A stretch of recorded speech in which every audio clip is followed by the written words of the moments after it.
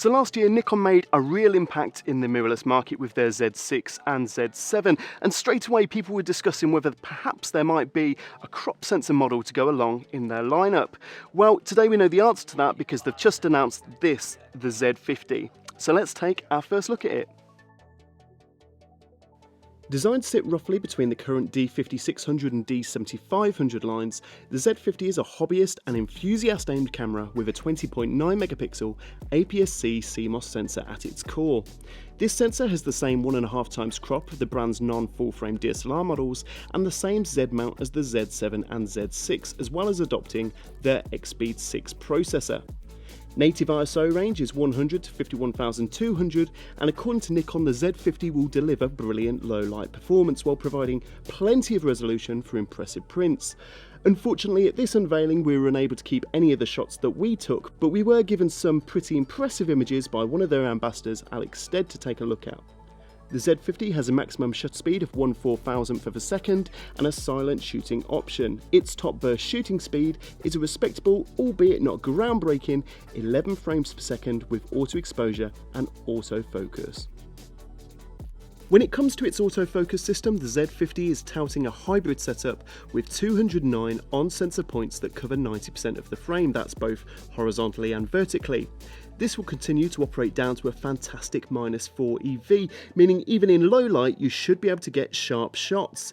In our brief hands-on with it in a semi-lit meeting room, it certainly seemed pretty quick and accurate. The eye detection mode in particular was very responsive.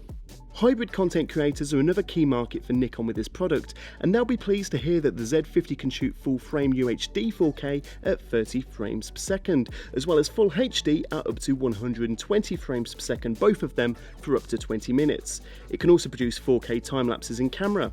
The Z50 has an input for an external microphone but lacks one for headphones, meaning that audio monitoring with this device is limited to the display on the rear screen.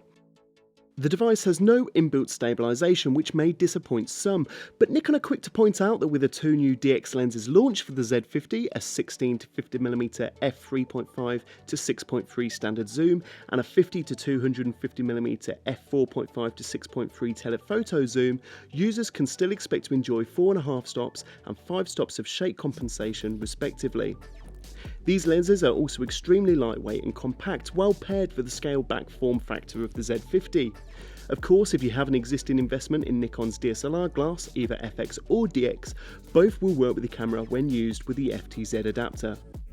Pushed as strong and compact as well as familiar in ergonomics and handling to any existing Nikon users, the Z50 does at first glance look like a smaller Z6 or Z7. It has a nice deep grip, still making use with longer lenses a realistic possibility, and despite weighing only 395 grams, it feels pretty solid in the hand.